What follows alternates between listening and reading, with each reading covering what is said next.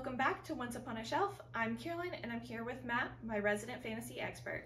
Today we're diving into one of the most talked about fantasy novels of the 21st century, The Name of the Wind by Patrick Rothfuss. The Name of the Wind is the first book of the Kingkiller Chronicle by Patrick Rothfuss. It follows the life of a gifted young man named Kvothe, a legendary figure known for his music, magic, and mysterious past. Told in his own words, the story takes us from his early childhood throughout his years at a magical university, where he learns the arcane arts and begins building the legend around his name. This book blends lyrical prose with immersive world building, creating a deeply personal, character-driven fantasy that's as much about storytelling as it is adventure. So Matt, welcome to episode 2. Thank you. Now let's jump right into it. What was your overall impression of The Name of the Wind? Yeah, I started reading it years and years ago, but I was not super a heavy reader at the time, so I actually had paused it just out of being busy. So I had to pick it back up again, and after that I fell in love with the story as well as its second story in the series, which is The Wise Man's Fear. Okay. Yeah, this has been your favorite book it was your favorite book for a long time. Yeah, absolutely it was. Now, what drew you into the story right away? I know you said you paused for a little bit, but you came back to it, but what made you get back into it and want to, jump right in? So Patrick Rothfuss, the author, has beautiful prose, absolutely beautiful at describing things. And me personally, I'm usually not a heavy prose person. I think that getting over flowery or over descriptive can sometimes just slow down a book and feel almost painstaking or unneeded. Yeah, I've read ones like that where you're almost rereading the sentences over again because you're like, okay, what am I describing here? What did I just miss? Yeah. But Patrick Rothfuss with Name of the Wind and subsequently The Wise Man's Fear, I think blends it perfectly to match the tempo of his storytelling. So I think that it overall works, and I just love it. Mm-hmm. Now, do you think this book lives up to the hype? Yes. I did have some hype for this just because, one, I had a friend who read it first who gave me his first copy. I still have that little trade paperback, the kind of books that fall apart really easily. Every time you read it, the ink starts to smear a little bit and the pages fall out real easy. I still have that version. But also a YouTube channel that I watch a lot, the Super Carlin Brothers. Yes. They are massive fans of Name of the Wind. And, I love them. Yeah, so I had hype for this one, and I think it lived up and exceeded the hype for me. Nice. Okay, good. Okay, let's talk about Kvothe. What kind of protagonist is he? Ooh. I wouldn't say, so, you got your reluctant heroes. He's not. Okay. So can I give a little explanation of how this story is told? Yeah.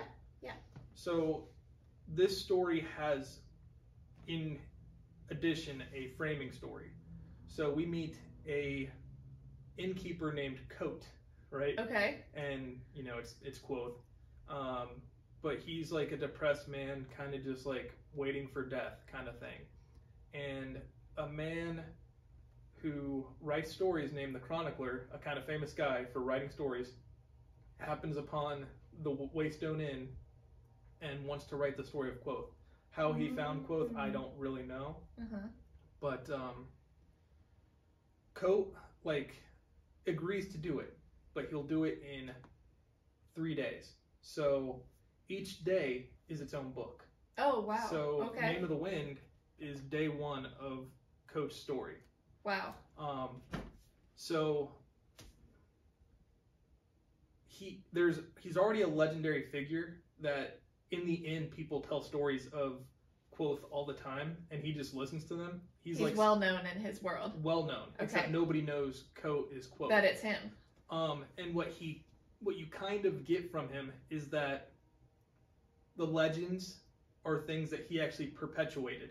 He wanted to be a legendary figure. So in his adventures, sometimes he would pass on rumors about things that he does, and make them almost even more greater than they are. So you don't know, based on that knowledge right there, the fact that he's telling the story, you don't even know if this is another level of perpetuation. Okay. So you don't necessarily know what all is exactly true or what he's exaggerating. You get that very unreliable narrator kind of feeling. We don't know if he's being unreliable through this storytelling. Right. But you get that. So he's the exact opposite of a reluctant hero. Okay. Now, were there any side characters that stood out to you? Yes. Anybody at the university, like the best friends Willem and Simon, are great. Fella, the other characters there every character around the Arcanum are really cool, and I like them. You even get like a Draco Malfoy kind of like rivalry with Ambrose. Nice. So, nice. Yeah. Very cool. Now, how would you describe the world building in this book compared to other fantasy novels? So, I think last week I mentioned how the world building of this, and again, it could just be because for me, I haven't finished The Wheel of Time, as well as this series has not been finished. So I feel it just hasn't been finished by the author yet. Yeah, I feel like even though the character might understand the world better than I do, I feel like I'm learning it as I go. So to me, I get that same vibe of like, oh, I know some part about this world, but there's a lot that most characters don't know even. So it's like, okay, you don't think it's too overwhelming? No, it's again just like last week. It's the secrets, the deeper secrets of the world. Like it's like for some people, it's like religion and stuff like that. It's like nobody in those worlds claims to know everything. So it's like it's kind of like that. Okay. The deeper mysteries. So there's a lot of talk about sympathy, the magic system. Yep. Did you like how the magic was handled?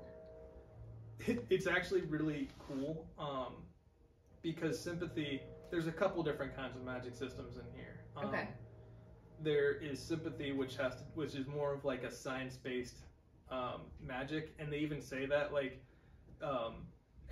everybody who doesn't go to the university considers like the magic, like sympathy, to be just like straight magic. So they think of like everybody who goes to the university as like wizards. But then when university members come to out into the world, they'll show the people like, no, it's just science, we're just scientists kind of thing. But yeah, so there's sympathy, but then there's like more like true magic systems like naming, and naming's like knowing something so essentially that you have a power over it. Interesting. Is that one more innate in a person, or anyone can have that? It seems like anyone can have it, but you have to like, not everybody has the ability to really understand a thing so much that you know the true name of it. Okay, that sounds interesting. Now, what themes stood out to you the most? Was it more about power, identity, trauma, or something else? There's a lot of trauma. Quothe's beginning to his adventures is marked by trauma. Okay. Almost like a revenge story without any like knowledge of if he'll ever be able to get the revenge he deserves. So there's trauma, but then there's also just because of the framing story, we see Kvothe is kind of like rock bottom. So it's like it's also like maybe redemption, or like we just want to see how he got to rock bottom. Okay. Now Rothfuss has a very poetic writing style. Yep. Did that work for you, or did it slow down the pacing? As I mentioned before, I think he blended it excellently. Okay. Yeah, I don't think, there's some arguments that Rothfuss can get like tangential with like storytelling, but that has nothing to do with the prose and everything to do with like just the promises marked in the book. Okay. Now, how does the narration style of Kvothe telling his own story affect your connection to the plot? See, I don't know. Personally, I think that it just you get the framing story, but then it just becomes like a first person typical tale. You don't feel like too disconnected. No, from it when we go through it, it feels like we're in the time that it's being set in. Okay. So it doesn't feel like it's like when you watch The Princess Bride. I was going to describe it to that. Yeah. When you watch The Princess Bride, it's a story being told, because it's snapping out of it every now and then. But when you're in it, you feel like you're in it, like at that time. I like that. Yeah. I love The Princess Bride. That's a good one. Okay. Now, would you recommend this to new fantasy readers, or do you think it's better for someone who's already in the genre? I would probably say that it's better for somebody already in the genre. Not because it's like too crazy or anything like that, but you know, if you're into fantasy can be the most dense of the genre. Right. So it's like, right. If you want to break your teeth on like Narnia or Harry Potter or something like that, I don't blame you. I don't blame you.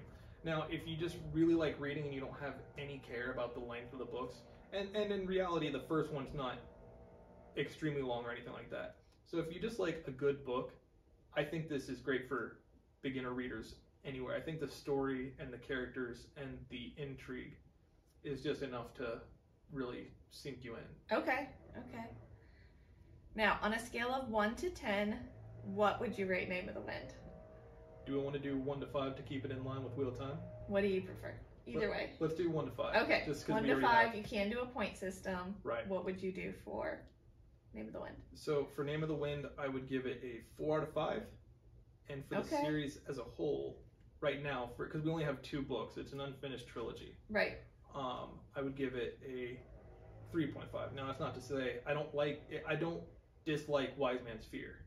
I just think that it's going to be hard to encapture everything that Kvothe promises to tell in 3 days. Okay. In 3 days. Okay. So if it stays a trilogy, you just think it's going to be hard to wrap all that up. But that was the intention of it because it's supposed to be 1 book a day. Absolutely. Okay. And I think this is an issue with trilogies in general, specifically one that's framed. Like, if you promise, like, I have all these things to tell, and you, like, list all the things. Right. And then you tell it, like, and then you start telling it, you have to understand, and you promise 3 days specifically. You have to understand that this is kind of going to need to go fast, which Name of the Wind and Wise Man's Fear don't move, like, necessarily fast. Interesting. Okay. Life. Okay. And I know you've already read Wise Man's Fear. You're waiting on the 3rd one. So we've got a few little hot takes here. So, hot take moment, is Kvothe a Mary Sue? Is this the best written fantasy book of our generation? And now explain to people what a Mary Sue is and then your thoughts on it. Yeah, a Mary Sue is a character that, like, almost doesn't have weakness. They're kind of just, like, powerful with you know, integrity and stuff like that from the start. Okay. And there's an argument to be made that he is. And usually people dislike Mary Sue's. And I can understand if somebody doesn't necessarily like Kvothe, but because we meet Kvothe, and Kvothe is a very down-to-earth person, and very, like, just had a rough go of it, it's almost like, even though chronologically Kvothe is a Mary Sue, because we see him in the future, we see him at rock bottom. So it's almost reverse growth. So I think we're watching a downfall rather than like a growing character arc. Interesting. So in that regard, by definition, he might be a Mary Sue, but I think because we see the future first, it becomes less so. Interesting. Okay. Now, if someone likes Harry Potter, would they like Name of the Wind? I think so. It really depends. Like, if you like Harry Potter for the cute charm of like the first few books, then maybe not. But if you like it for, you know, the person goes to study at like a magic school, learns all about magic and stuff like that, then yeah, you'll love this book. I mean, I love this book. And I could see the ties people would make between this and Harry Potter, but it's not like, it doesn't feel like Wheel of Time. You know how Wheel of Time is an homage to the Fellowship of the Ring? Right. This does not feel at all like an homage to Harry Potter. Okay. Now, what stuck with you the most?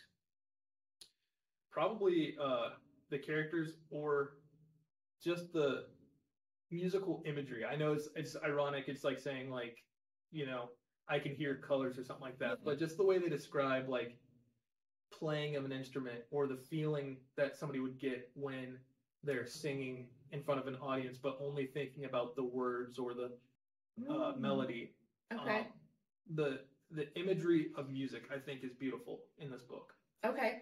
Now, we talked a lot about the prose. Do you have a little bit of an example that you could give us of it? Yeah, so I'm going to give an example. It's after book 1, this kind of opening, like this style, becomes the standard for the openings and the close. For this book, it's specifically the close. Okay. But Wise Man's Fear has it at the beginning and end. Okay. So I'm just going to read like the end of it, just to give an example of the prose. The third silence was not an easy thing to notice. If you listened for an hour, you might begin to feel it in the thick stone walls of the empty tap room, and in the flat gray metal of the sword that hung behind the bar. It was in the dim candlelight that filled an upstairs room with dancing shadows. It was the mad pattern of a crumpled memoir that lay fallen and unforgotten atop the desk, and it was in the hands of the man who sat there, pointedly ignoring the pages he had written in disregard long ago. The man had true red hair, red as flame. His eyes were dark and distant, and he moved with the weary calm that comes from knowing many things. The Waystone Inn was his, just as the third silence was his. This was appropriate, as it was the greatest silence of the three, wrapping the others inside itself. It was deep and wide as autumn's ending. It was heavy as a great river smooth stone. It was the patient, cut flower sound of a man who was waiting to die. Wow, that was good. I think that's a good example of it. I love his prose. They're just so beautiful. Now, I know we talked about this last time, and literally as you were describing this, it was making me think on it. So you had asked, what is my likelihood of wanting to read the book after you describe it? Right. I've known this is your favorite book for a really long time, so I've heard little bits about it. I think I would still be in a good place that I don't know a lot. I mean, you've told me things over the years, but I think it's been enough that it wouldn't ruin anything for me. Right. I honestly think I would have said, if you would ask me at the very beginning of this, that I would have probably, my likelihood of reading it was like a 2 out of 5. But to be really honest, like through this, I would probably bump myself up to like a 4 out of 5. Really? Yeah, like this sounds like very interesting. So even more than Wheel of Time? Yes, I think I definitely would read this more than Wheel of Time. Awesome, fascinating. Yeah, like you did a good job of describing it. And I learned, I've talked to you about, excuse me, parts of the story before, but now I think getting to learn more about what the story truly was and, hearing examples and like writings of it, I think really did actually bring it up for me. I'm not just saying that for the video, but I think it actually really did. I'm really happy. Heighten my chances of it. Well, great. Awesome. Well, thank you for joining us today, and we will see you next time. Bye.